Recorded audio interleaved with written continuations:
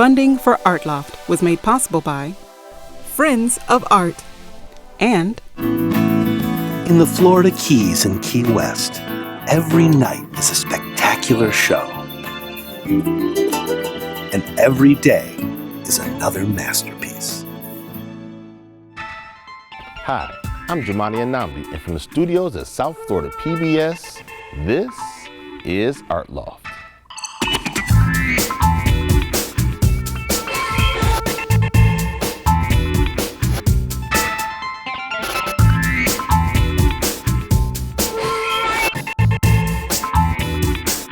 Welcome back. I'm Jumani Anamdi. We're exploring the full spectrum of the arts this week on Art Loft. First, we step into the unforgettable world of visual artist Neha Vidpatik. Join us as we watch the artist employ unique techniques and materials that create elegant minimalist works. Take a look.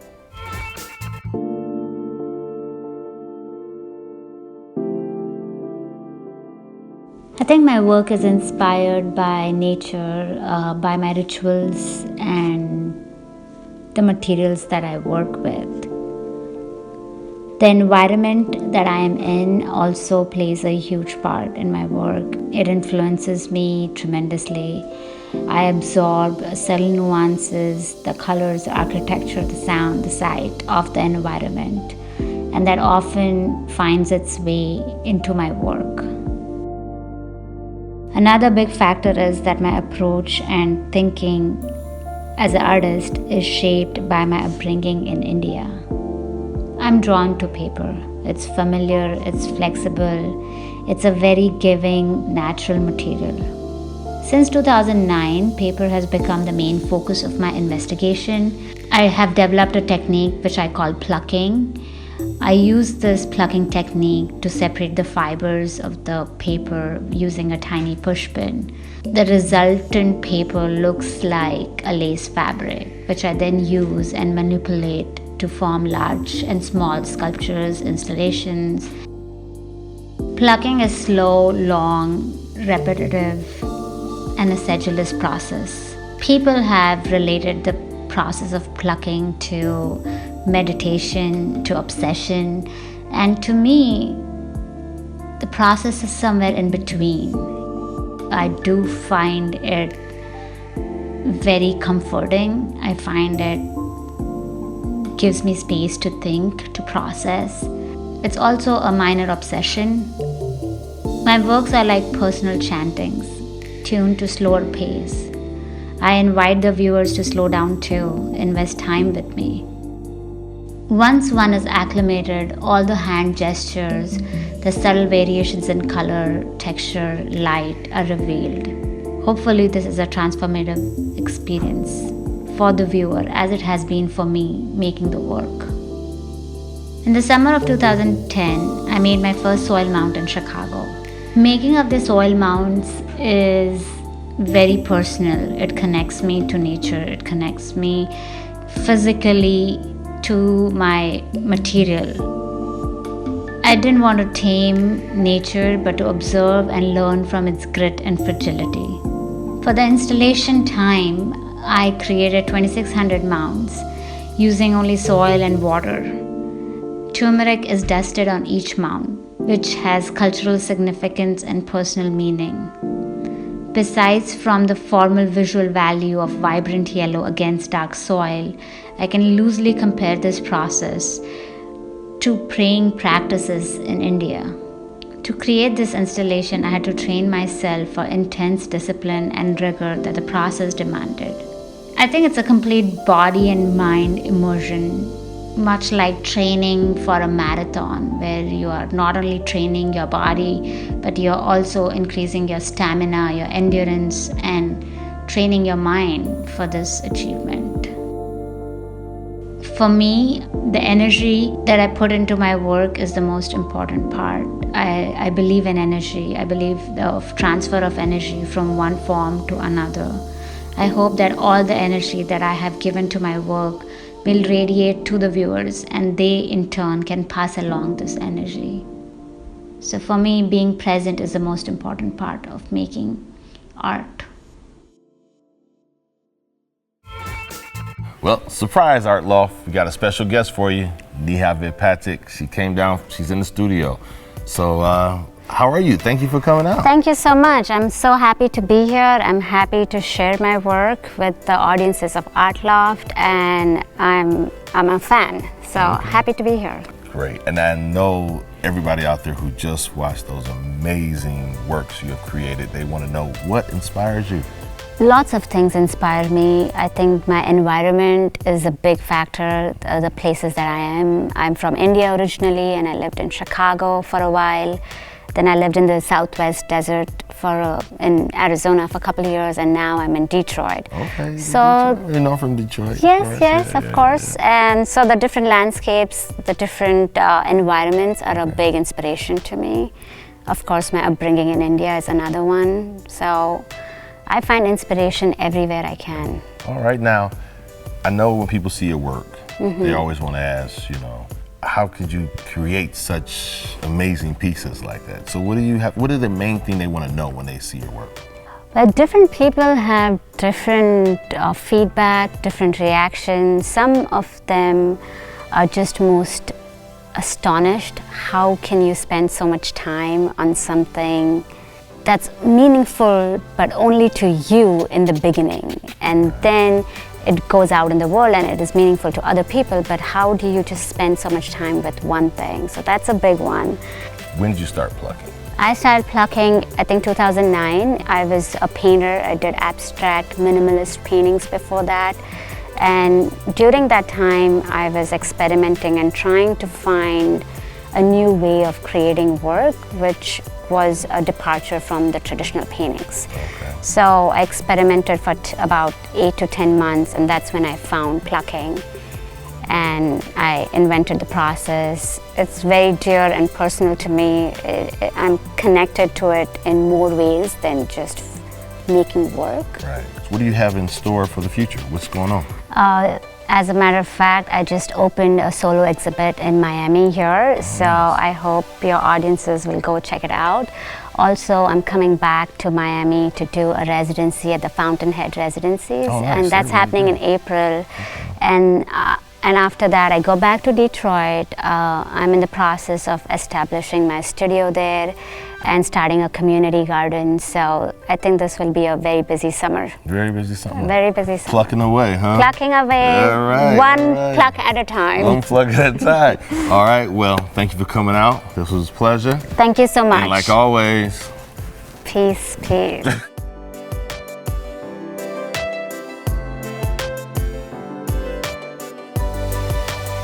coming up on Art Loft.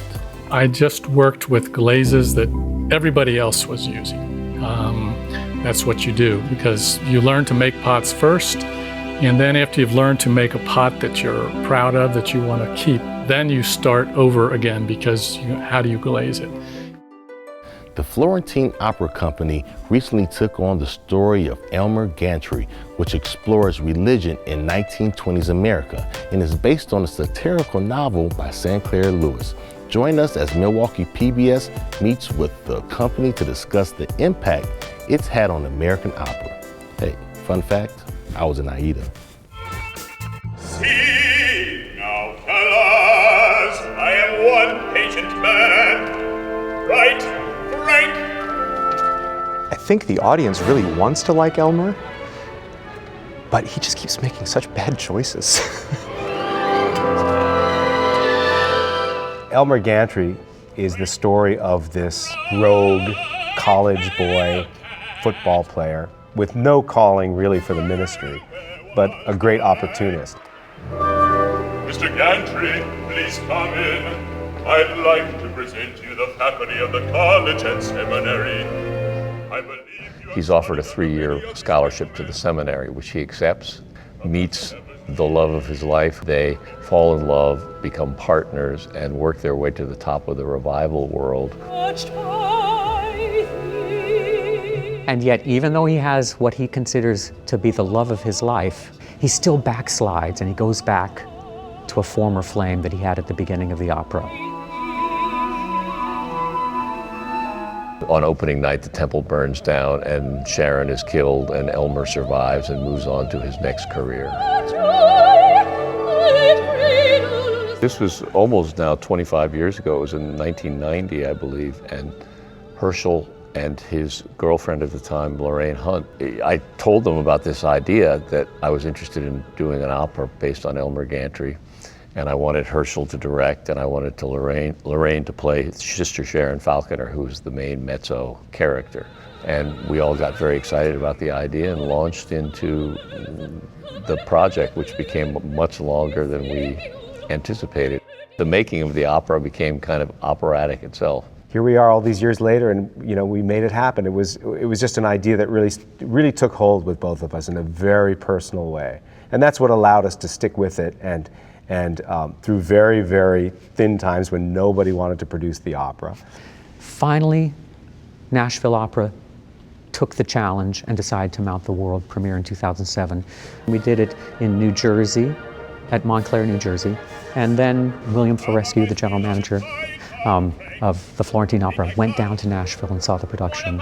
And on the first night that he saw it, he said, "This is the greatest thing I have ever seen. This is what is going to change the direction of Florentine Opera here in Milwaukee." And now we're in the happy position that he's doing it again. He believes in it so much that 5 years later, after he did the version that has been recorded, he decided he wanted to do it again.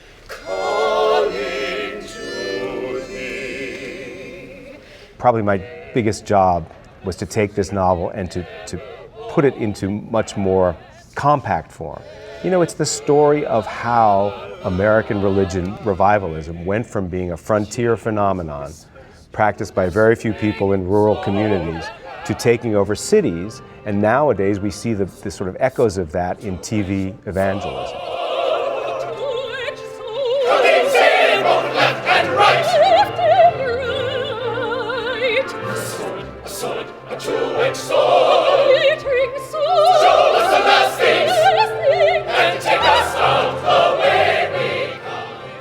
When we first met Frank in 1991 and we wanted to hire him for the first workshop, he always struck us as the most intelligent kind of singer-actor.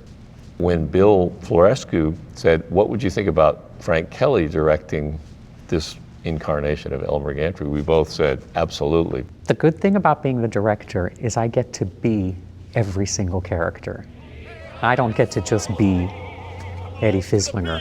I get to think Lulu Baines and teach that to somebody, and I get to become Sharon Falconer and Elmer Gantry and build what their vision of this reality is, teach those characters what that is, and then put them all together and work together this tapestry of wonderful characters.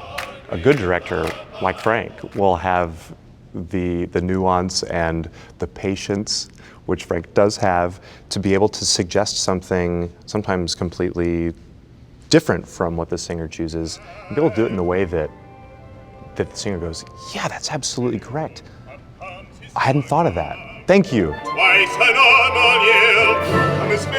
I think with opera, one of the challenges American composers have had is because opera has been so defined by European composers, and Elmer Gantry is such a quintessentially American story that I thought that if I were to write an opera, I wanted it to be something that couldn't be mistaken for a European opera. But I firmly believe, as does Herschel, that we need to develop our own national identity within the genre of opera, as so many other countries have.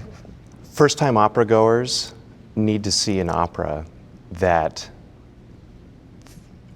doesn't live up to the stereotypes of opera that they're expecting, of large people standing in one place on stage screaming in a foreign language that they can't understand. And our goal is to completely erase those stereotypes. This opera does that in spades. The acting, the characters, the accessibility of the music, the fact that it's in English, there's colloquial language in it, and also gospel tunes, just this Americana, but also mixed in with these soaring melodic lines that are so classically operatic. It's perfection. It's really, really a brilliant work, and anybody walking off the street is going to be able to enjoy it. Never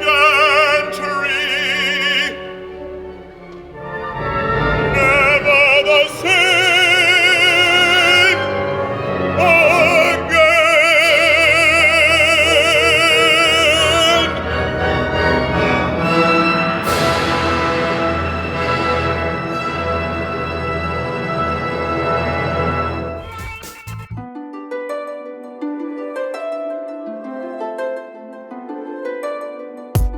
Coming up on Art Loft. Pinhole photography is probably one of the first ways of taking photographs in history before lenses were created.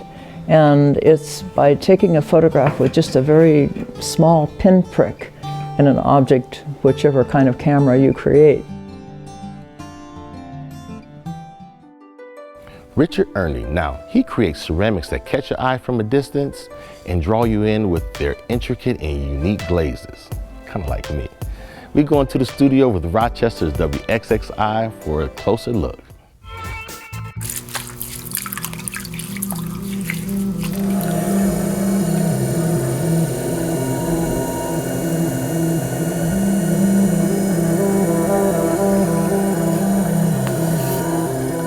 There's something about clay when you get your hands on it. It's elastic, it's got pushback. You can make it do what you want.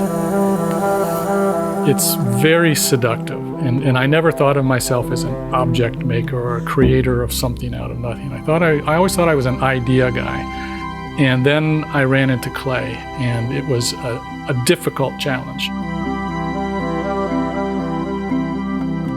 It also is wonderfully therapeutic to work the clay on the wheel. Even after 40 years, sitting down on the wheel and throwing pots, it calms you, it centers you, it brings you to a good place. My work has by nature always been functional in that I've needed to sell it to make a living. So most of the things that I make are things that one can use on the table, on the wall, around the house. And I've tended to keep it that way. I have on occasion made large pieces, made sculptural pieces, made public art, but most of my work tends to be things that one can use and have around the house. I love the thought that there are hundreds, if not thousands, of people around the country who wake up to their morning coffee in one of my mugs or cups, who use my plates, who have their bowls on their table. It gives me a great deal of pleasure. My work is work that I like to think people find harmonious in their environment. I like to think that it adds to their environment. It's not shouting out, hey, look at me. I want it to be something that people are comfortable with, that it gives them pleasure just to have around.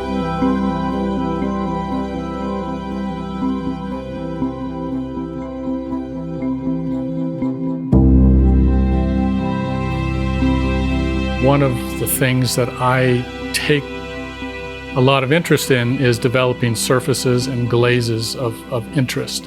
When I started, I just worked with glazes that everybody else was using.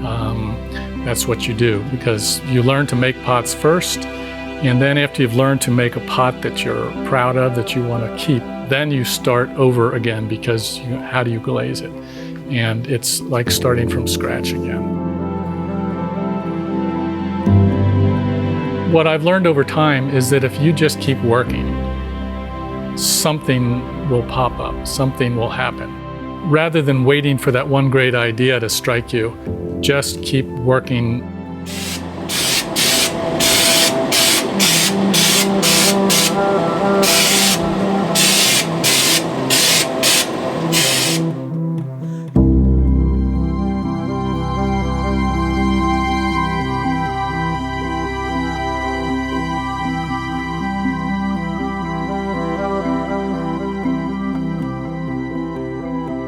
It wasn't until I discovered wood ash glazes, which is a type of glaze where it goes on like a normal glaze. It just coats the pot evenly, but as the kiln heats up, the glaze will melt and run and flow along the pot in a rivulet-like fashion.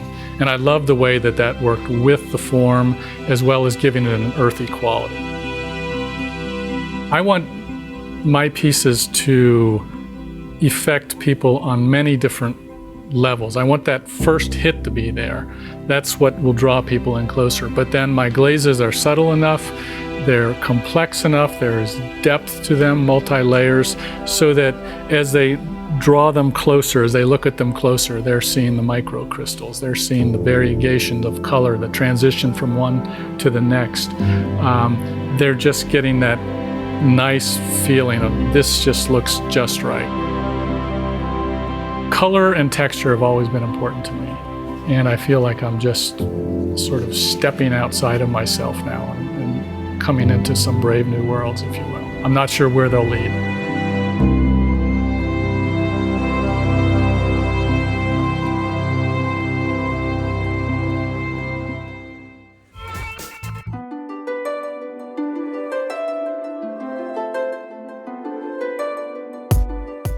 Next week on Art Loft.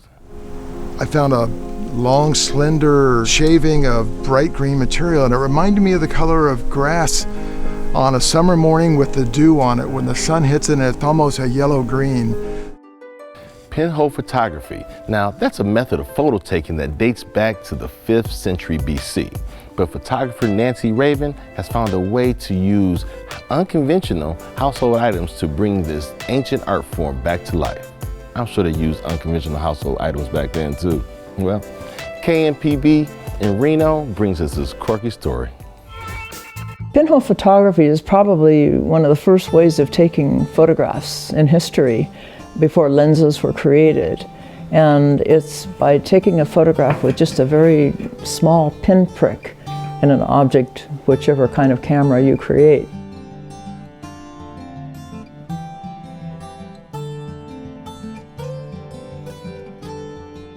I'm Nancy Raven. I'm an artist. I do pinhole photography.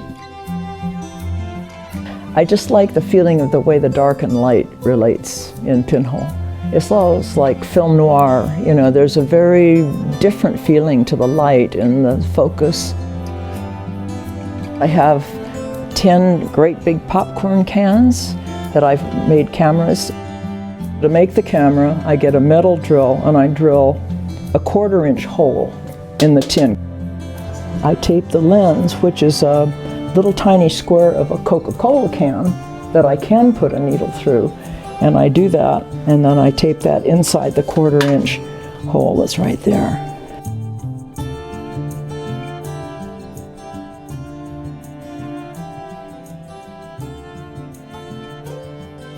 The lens is right here where that dot is, so I try to place the paper so that it's equally open to that lens.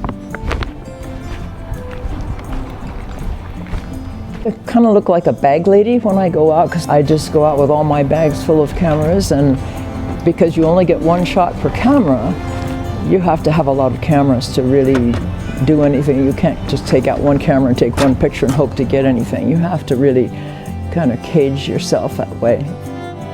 I'm fascinated by history and historical buildings and barns and things like that. So a lot of my photographs have been of, when I moved to Carson Valley, I began to see wonderful barns and corrals and leftover parts of what used to be a farm and that kind of thing. This is the corrugated building in downtown Gardnerville, and you can see the telephone pole wires are just shooting up in the air. And that's part of the distortion of the pinhole curve. I usually don't take a lot of the same picture with my different cameras. I do try maybe a couple of shots with a couple of cameras, and I'll move to something else that I've seen that I want to photograph.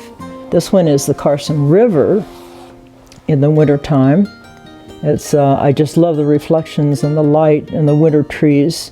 The sun actually was shining right through that, so you can see that really hot spot in the photograph, but I like it.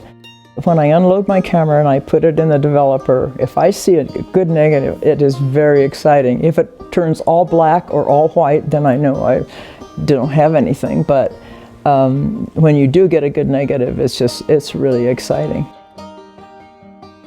I hope it will keep inspiring people to try pinhole, because it's so different from digital. It is so very different. It's not immediate feedback. You can't tell what you've got till maybe a week later if you have time to get into your dark room and print something out to see if you actually got a photograph or not. But it's a different mentality, I think. You can't, go back and take that same picture again, because the light will be different, everything will be different. So you just feel really lucky if you nailed it.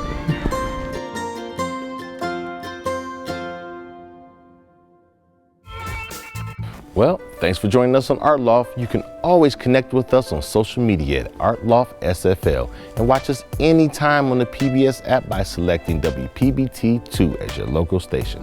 For Art Loft, I'm Jamani Anamdi. Now remember, art imitates life. To do what? Live a beautiful life. Peace.